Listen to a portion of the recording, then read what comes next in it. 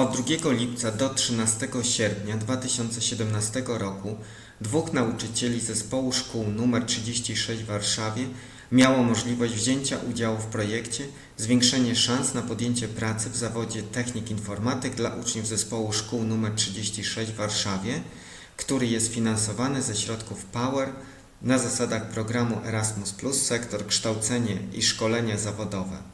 Udział nauczycieli w projekcie polegał na zdobyciu praktycznych umiejętności związanych z zawodami informatycznymi poprzez odbywanie praktyk zawodowych job shadowing w firmach w Irlandii.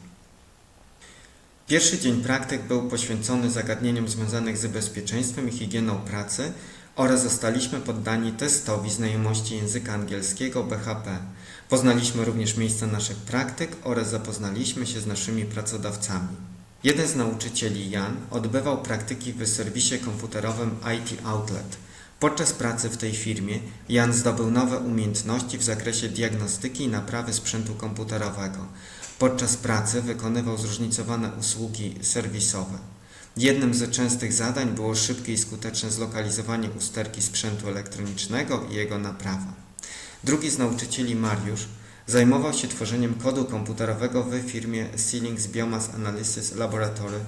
Praktyka job shadowing w tej firmie pozwoliła mu nabyć nowe kompetencje dotyczące tworzenia programów komputerowych, w tym m.in. w zakresie realizacji dodatkowych funkcjonalności do oprogramowania wykorzystywanego do analizy danych z urządzeń pomiarowych.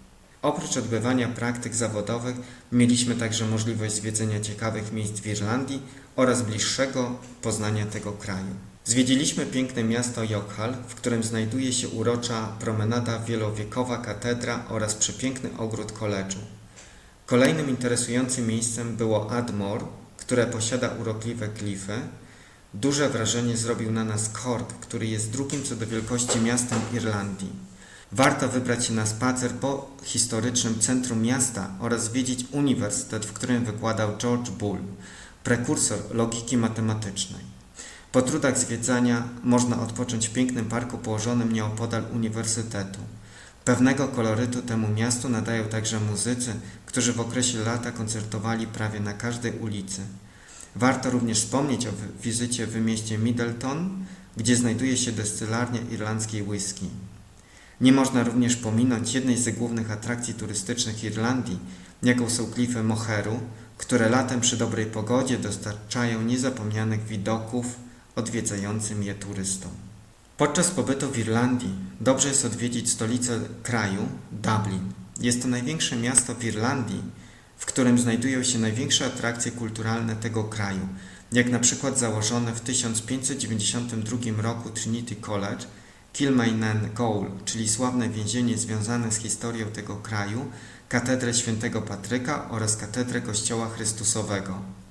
Warto też odwiedzić ogród botaniczny, w którym znajdują się rośliny z całego świata. W stolicy też znajduje się również Temple Bar, podobno najstarszy bar w Irlandii.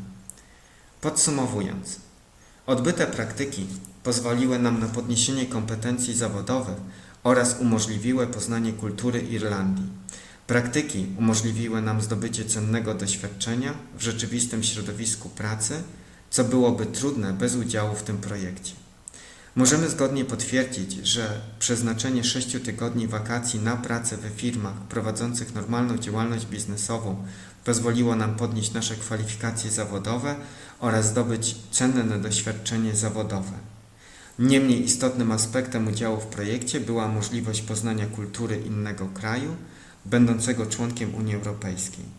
Na bazie naszych doświadczeń jak najbardziej możemy rekomendować udział w tego typu projektach europejskich w celu podnoszenia kwalifikacji zawodowych nauczycieli.